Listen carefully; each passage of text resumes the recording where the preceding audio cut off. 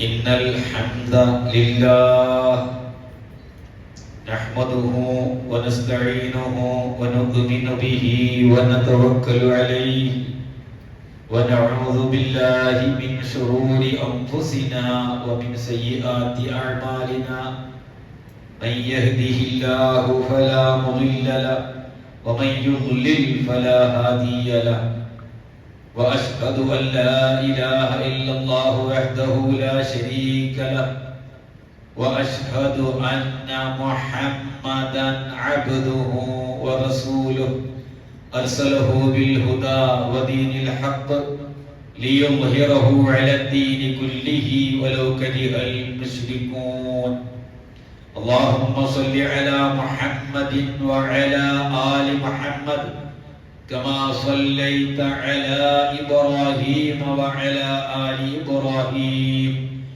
وبارك على محمد وعلى آل محمد كما باركت على إبراهيم وعلى آل إبراهيم إنك حميد مجيد أما بعد فإن خير الحديث كتاب الله وخير الهدي هدي محمد صلى الله عليه وسلم وشر الأمور محدثاتها وكل بدعة ضلالة أيها الناس اتقوا الله عباد الله أعوذ بالله من الشيطان الرجيم بسم الله الرحمن الرحيم واذكر في الكتاب إبراهيم إنه كان صديقا نبيا إذ قال لأبيه يا أبت لم تعبد ما لا يسمع ولا يبصر ولا يغني عنك شيئا. സത്യവിശ്വാസികളെ, സഹോദരികളെ, അല്ലാഹുവിന്റെ നിയമ നിർദ്ദേശങ്ങൾ സദാസമയവും പാലിച്ചും പകർത്തിയും തഖ്വയുള്ളവരായി ജീവിക്കണമേ എന്ന് എന്നോടും നിങ്ങൾ ഓരോരുത്തരോടും ഉണർത്തുകയാണ്, വസിയ്യത്ത് ചെയ്യുകയാണ്. പരിശുദ്ധ ഖുർആനിൽ 69 പ്രാവശ്യം പേരെടുത്ത് പറഞ്ഞ ഒരു മഹാനായ പ്രവാചകനാണ് ഖലീലുല്ലാഹി അബുൽ അംബിയാ സാഹിബു ദീനിൽ ഹനഫിയ ഇബ്രാഹിം അലൈഹിസ്സലാത്തു വസ്സലാം. സൂറത്തു അൽ ബഖറയിൽ തന്നെ 15 പ്രാവശ്യം ഇബ്രാഹിം നബി അലൈഹിസ്സലാത്തു വസ്സലാമിനെ അല്ലാഹു പരാമർശിക്കുന്നുണ്ട്. പുരാതന ഇറാഖിലെ ബാബിൽ എന്ന് പറയുന്ന ബാബിലോണിയയിൽ ഒരു പൗരാണിക അഥവാ പുരാതന കുടുംബത്തിലാണ് ഹൂർ എന്നറിയപ്പെടുന്ന കുടുംബത്തിലെ ഒരംഗമായിട്ടാണ് അദ്ദേഹം ജനിക്കുന്നത്. ആസർ എന്നാണ് പരിശുദ്ധ ഖുർആൻ അദ്ദേഹത്തിന്റെ പിതാവിന് പറയുന്ന പേര്. എല്ലാ നിലയിലുമുള്ള ശിർക്കിന്റെ കോട്ടക്കൊത്തളമായിരുന്ന ഒരു കേന്ദ്രമാണ് അന്നത്തെ ബാബിലോണിയ. തന്റെ പിതാവടക്കമുള്ള ആളുകൾ അതിന്റെ വക്താക്കളും പ്രയോക്താക്കളും വിഗ്രഹ വിൽപ്പനക്കാരനുമായിരുന്നു. ചെറുപ്പം മുതൽക്ക് തന്നെ ഇതിനോടെല്ലാം തന്നെ തിരസ്കരണമുണ്ടായിരുന്ന, ഇതിനോടൊന്നും തന്നെ താല്പര്യമില്ലാതിരുന്ന ഖലീലുല്ലാഹി ഇബ്രാഹിം നബി അലൈഹിസ്സലാത്തു വസ്സലാം അല്ലാഹു സുബ്ഹാനഹു വ തആല അദ്ദേഹത്തിന് ഇൽമും ഹുക്മും നുബുവത്തും നൽകുന്നതിനോട് കൂടി അദ്ദേഹത്തിന്റെ ദഅവത്ത് ആരംഭിക്കുകയാണ്. ഏതൊരു പ്രവാചകനെ സംബന്ധിച്ച് പറയുമ്പോഴും നമുക്ക് ആദ്യമായി പറയാനുള്ളത് അദ്ദേഹത്തിന്റെ കുടുംബ മഹിമയല്ല, തറവാട്ട് മഹിമയല്ല, അദ്ദേഹത്തിന്റെ കുലമഹിമയല്ല, അദ്ദേഹം ജനിച്ചു വളർന്ന പശ്ചാത്തലം അല്ല. പ്രവാചകനായി ജനിച്ചു വളർന്ന് അള്ളാഹു പ്രവാചകനാക്കാൻ തീരുമാനിച്ചു. ആ പ്രവാചകത്വം നൽകപ്പെട്ടതിന് ശേഷം അദ്ദേഹം നടത്തിയ ദഅവത്തുമായി ബന്ധപ്പെട്ട കാര്യങ്ങളാണ് മർമ്മപ്രധാനമായി നമ്മൾ പഠിക്കേണ്ടത്, പകർത്തേണ്ടത്, പ്രബോധനം ചെയ്യേണ്ടത്. അപ്പൊ ശിർക്കിനോടും കുഫറിനോടും ഒന്നും തന്നെ ചെറുപ്പകാലം മുതൽക്കേ വിപ്രതിപത്തി, താല്പര്യമില്ലായ്മ, അതുമായി യാതൊരു നിലക്കും ഇടപെടാതിരുന്ന ഇബ്രാഹിം നബി അലൈഹി സ്വലാത്തു വസ്സലാം അദ്ദേഹത്തിന്റെ ഇൽമ്, ഹുക്മ് എന്നൊക്കെയാണ് പരിശുദ്ധ ഖുർആൻ അദ്ദേഹത്തിന് അല്ലാഹു നൽകിയ വിജ്ഞാനത്തെ സംബന്ധിച്ച് പറയുന്നത്. അത് നൽകിയ ഉടൻ തന്നെ അദ്ദേഹം പിതാവിനെ സമീപിക്കുകയാണ്. ഒന്നാമത്തെ ഘട്ടം, ഒന്നാം ഘട്ടം അതാണ് ഞാൻ നിങ്ങളെ ഓതിക്കേൽപ്പിച്ച സൂറത്ത് മറിയമിലെ 40 മുതൽക്കുള്ള ആയത്തിൽ അല്ലാഹു നമ്മളെ പഠിപ്പിക്കുന്നത്. നമ്മൾക്ക് എന്ത് കാര്യം പറയുമ്പോഴും പരിശുദ്ധ ഖുർആനാണ് പറയുന്നത്. കുറെ ചരിത്രവും കുറെ കിസ്സകളും കുറെ വാറോലകളും പറഞ്ഞുകൊണ്ട് മനുഷ്യ ബുദ്ധിയെ മയക്കുന്ന പരിപാടി നമുക്കില്ല. അനന്യ ഖുർആൻ പറയും, അത് തന്നെയാണ് പറയുന്നത്. അതാണ് സൂറത്ത് മറിയം 40-ാമത്തെ ആയത്തിൽ വദ്കുർ ഫിൽ കിതാബി ഇബ്രാഹീം, വദ്കുർ പ്രവാചകരെ നിങ്ങൾ ഓർമ്മിക്കണം, പ്രവാചകരെ നിങ്ങൾ ചിന്തിക്കണം, ഫിൽ കിതാബി ഈ ഗ്രന്ഥത്തിൽ ഇബ്രാഹീം നബിയെ സംബന്ധിച്ച് നീ ഓർക്കണം, നിന്റെ ഉമ്മത്തിന് പറഞ്ഞു കൊടുക്കണം, അവരെ പഠിപ്പിക്കണം. എന്ത്? ഇന്നഹു കാന സിദ്ദീഖൻ നബിയ്യാ, ഇന്നഹു കാന ഈ ഇബ്രാഹിം എന്ന പ്രവാചകനാകുന്ന നിന്റെ വലിയ ഉപ്പ അബുൽ അംബിയാ എന്ന അപരനാമത്തിൽ അറിയപ്പെടുന്ന മഹാനായ എന്റെ വലിയ ഉപ്പ കാന സിദ്ദീഖൻ നബിയ്യാ, അദ്ദേഹം വളരെ സത്യസന്ധനായിരുന്നു, വിശ്വസ്തനായിരുന്നു, സത്യത്തിന് മുൻഗണന നൽകിയിരുന്ന ആളായിരുന്നു. നബിയ, അല്ലാഹു നബുവത്ത് നൽകിയ പ്രവാചകനുമായിരുന്നു.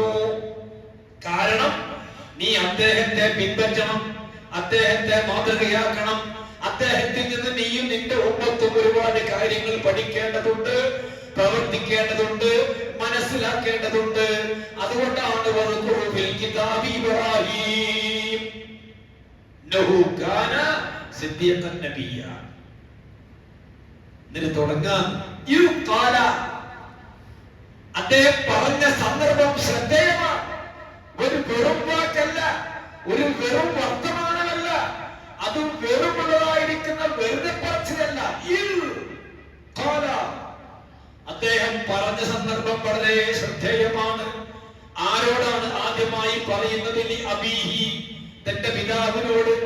ആരാ പിതാവ്?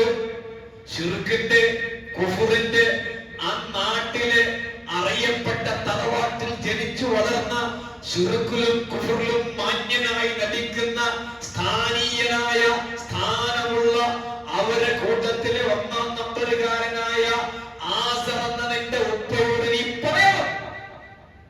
നമ്മൾ ഉപ്പാനോട് പറഞ്ഞോ? ഇതാ നീല മാതൃക, ഇതാ നീ പറയുന്നത്. അതുകൊണ്ടാണ് ഖുർആൻ അനന്യ നമ്മൾ ഖുർആൻ പറയാൻ കാരണം അതാ. ജുമുഅ കഴിഞ്ഞിട്ട് അക്കടക്കുന്ന ഖുർആൻ ഇവിടെ എല്ലാം ഉണ്ട്, നിങ്ങളെ വീട്ടിലെല്ലാം ഉണ്ടാവും, പരിഭാഷ ഉണ്ടാവും. സൂറത്ത് മറിയം 40 മുതൽ വായിച്ചോ. ലി അബീഹി, എന്റെ പിതാവിനോട് 1-ാം നമ്പർ ആരംഭിക്കുകയാണ്. യാ അബതി, ഏ പിതാവേ എന്ന വളരെ അനുകമ്പയോടെ, വാത്സല്യത്തോടെ, സ്നേഹത്തോടെ പിതാവിനെ വിളിച്ചുകൊണ്ട് പറയുകയാണ്. യാ അബതി ലിമ തഅബുദു മാ ലാ യസ്മഉ വലാ യുബ്സിറു വലാ യുഗ്നി അൻക ശൈആ. കേരളക്കരയിൽ ഒരു നൂറ്റാണ്ടിലേറെ കാലമായി ഈ സമൂഹത്തോട് ഈ മാതൃക വെച്ചുകൊണ്ട് സലഫി പണ്ഡിതന്മാർ ഈ ആയത്ത് വെച്ചുകൊണ്ട് പറയുന്നു. എന്താണ് ഈ ആയത്തിന്റെ ആശയം? അദ്ദേഹം പിതാവിനോട് ആദ്യമായി പറയുന്നത്, ലിമ തഅബുദു, നിങ്ങൾ എന്തിനെ ആരാധിക്കണം, നിങ്ങൾ എന്തിനെ പ്രാർത്ഥിക്കണം, മാ ലാ യസ്മഉ, കേൾക്കാത്ത കാണാത്ത നിങ്ങൾക്കൊരു ഉപകാരമോ പ്രയോജനമോ ചെയ്യാത്ത യാതൊരു മൻഫഅത്തും ഇല്ലാത്ത ഈ വസ്തുവിനെ നിങ്ങൾ എന്തിനെ ആരാധിക്കണം? പുത്തൻവാദി. ആര്? ആര്? പുത്തൻവാദി. ആര്? ആരാ പുത്തൻവാദി? ഇബ്രാഹിം നബി പറഞ്ഞ കാര്യം ആവർത്തിച്ച് പറയുമ്പോൾ പുത്തൻവാദി. മറ്റോനോ പഴഞ്ചൻവാദി. ഇതാണ് പഠിക്കണം എന്ന് പറയുന്നത്. ഇതുകൊണ്ടാണ് പഠിക്കണ്ടെന്ന് പറഞ്ഞത്. ഖുർആൻ പഠിക്കണ്ടെന്ന് പറഞ്ഞ എന്തുകൊണ്ടാ? ഇബ്രാഹിം നബി അലൈഹി സ്വലാത്തു വസ്സലാം പറഞ്ഞ അതേ കാര്യം നീ നിന്റെ കൗമിന്, ജനങ്ങൾക്ക്, ഉമ്മത്തിന് പറഞ്ഞു കൊടുക്കണം. ഒരു ശ്രദ്ധേയമായ കാര്യമാണ്, പ്രധാനപ്പെട്ടതാണ്, സുപ്രധാനമാണ് എന്നാണ് ഖുർആൻ മുഹമ്മദ് നബിയോട് പറയുന്നത്. പുത്തൻവാദി അല്ലേ? വഹാബി രണ്ടാമത്തെ പേര്. പിഴച്ചവൻ, പിഴച്ചവൻ, ഒന്നിനും കൊള്ളാത്തവൻ, നാട്ടിൽ ഫിർഖത്തുണ്ടാക്കിയവൻ. ഇത് പറഞ്ഞാൽ 100-100 ചില്ലാന കൊല്ലമായി നമ്മൾ കേട്ടുകൊണ്ടിരിക്കുന്ന സംഗതിയാണിത്. സൂറത്ത് മറിയമെടുത്ത് പരിശോധിച്ചോ.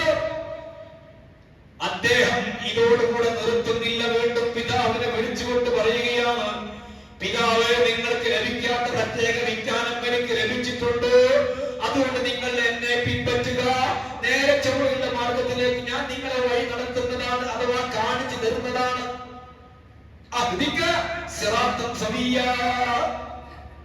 ഇതല്ലേ നമ്മളും പറഞ്ഞ് നേർമാർഗം. ഇപ്പൊ 2 ആഴ്ച പറഞ്ഞുകൊണ്ടിരുന്നത് അതല്ലേ? നേരുള്ള മാർഗം, സഹാബത്ത് ഖുർആൻ പഠിച്ച മാർഗം. അതല്ലേ കഴിഞ്ഞ 3-4 ആഴ്ച പറഞ്ഞത്. തീരണ്ടോ തിരിഞ്ഞിട്ടുണ്ടാവും. ഈര കേട്ട് ഈര വിട്ടവനോ ഓൻ വിട്ടിട്ടുണ്ടാവും. സിറാത്തൻ സവിയ്യാ. വീണ്ടും യാ അബതി എന്ന് വിളിച്ചുകൊണ്ട് മൂന്നാമതും, പിതാവേ, നിങ്ങൾ ഈ പിശാചിനെ എന്തിന് ആരാധിക്കണം? പിശാച് റഹ്മാനായ റബ്ബിനോട് കടുത്ത ധിക്കാരം കാണിച്ചവനാണ്. ശിർക്കിലേക്കും കുഫറിലേക്കും നിങ്ങളെ നയിക്കുന്നതിന്, ഈ കച്ചവടം പൊടിപൊടിക്കുന്നതിന് നിങ്ങളെ സഹായിക്കുന്നത് പൈശാചികമായ ദുർമന്ത്രങ്ങളും പിശാചിന്റെ ദുർമേധസ്സുകളുമാണ്, പിശാചിന്റെ ചിന്താഗതികളുമാണ്. ആ പിശാച് റബ്ബിനോട് കടുത്ത ധിക്കാരം കാണിച്ചവനാണ്. അസിയ്യാ റഹ്മാൻ അസിയ്യാ. വീണ്ടും യാ അബതി തുടങ്ങിക്കോ.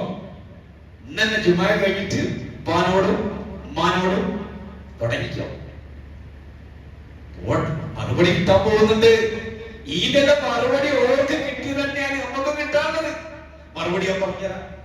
ഇത് ഖുർആൻ ഇങ്ങനെ പറയുമ്പോ എന്താ വെച്ചാല് ഒരു കിസ്സയായി ചരിത്രമായി ഇങ്ങനെ പറയുമ്പോ ഇത് ആയത്ത് വെച്ചുകൊണ്ട് പറയുന്ന അത്ര ഒരു ഗൗരവ വിഷയത്തിൽ ഉണ്ടാവില്ല. അതുകൊണ്ടാണ് യാ അബതി അടുത്ത ആയത്ത്. ആദ്യം കാര്യങ്ങൾ കൃത്യമായി പറഞ്ഞ് ബുദ്ധിപരമായി യുക്തിപരമായി പ്രമാണം വെച്ചുകൊണ്ട് ഇബ്രാഹിം നബി പിതാവിനെ സമീപിച്ചുകൊണ്ട് പറയുന്നു. പിന്നീട് പരലോകം ബോധ്യപ്പെടുത്തുകയാണ്, പിതാവേ, നിങ്ങളെ അല്ലാഹുവിന്റെ ശിക്ഷ പിടികൂടുമെന്ന് ഞാൻ ഭയപ്പെടുന്നു. പരലോകത്ത് വെച്ചുകൊണ്ട് ഇബ്രാഹിം നബിയുടെ പിതാവിന് അദ്ദേഹം കാണുന്ന രംഗം വല്ലാത്തൊരു രംഗമാണ്. ജീവിച്ചിരിക്കുമ്പോ ഉപ്പാനോട് പറഞ്ഞ പറച്ചിലാന്നത്. ജീവിച്ചിരിക്കുമ്പോ ഉപ്പാനോട് പറഞ്ഞ കാര്യം, നിങ്ങൾക്ക് റഹ്മാനായ റബ്ബിൽ നിന്ന് ശിക്ഷ വന്ന് ഭവിക്കുമെന്ന് ഞാനിതാ ഭയപ്പെടുകയാണ്. അതുകൊണ്ട് നിങ്ങൾ പിശാചിന്റെ മിത്രമായി മാറല്ല, പിശാചിന്റെ സന്തത സഹചാരിയായി മാറല്ല, ശൈത്താന്റെ മാർഗമാകുന്ന ശിർക്കിലേക്കും കുഫറിലേക്കും നിങ്ങൾ പോവല്ല, അതിൽ പെട്ടുപോവല്ല, അതിൽ ചെന്ന് വീടല്ല. നിങ്ങൾ തൗഹീദ് സ്വീകരിക്കണം ഉപ്പ എന്ന് ഘട്ടമായി പ്രമാണം വെച്ച് ബുദ്ധിപരമായി കേൾക്കാത്ത കാണാത്ത എന്നുള്ള ആ വെച്ചുകൊണ്ട് കൃത്യമായി പറഞ്ഞു കൊടുക്കുന്നു. എന്താണ് മറുപടി? എന്തെന്നാ ഇപ്പൊ 100 കൊല്ലം നമ്മൾ കിട്ടിയ മറുപടി? 100 ചില്ലാനം കൊല്ലം കേരളത്തിലെ ഇസ്ലാഹി പണ്ഡിതന്മാർക്കും സലഫികൾക്കും എന്താണോ കിട്ടിയത്? അതേ മറുപടി. ഇബ്രാഹിം നബിയുടെ പിതാവ്, ഖലീലുള്ളാഹിയുടെ പിതാവ്, സാഹിബുദ്ദീനിൽ ഹനഫിയ്യ, ഹനഫിയ്യ എന്ന ഋജുമനസ്കനായ മതത്തിന്റെ ഉടമസ്ഥനാകുന്ന ഇബ്രാഹിം, അദ്ദേഹത്തിന്റെ പിതാവ് അബുൽ അംബിയാ, അംബിയാക്കന്മാരുടെ ഉപ്പ എന്ന അപരനാമത്തിൽ അറിയപ്പെടുന്ന ആ പ്രവാചകന്റെ പിതാവ് പറയുകയാണ്,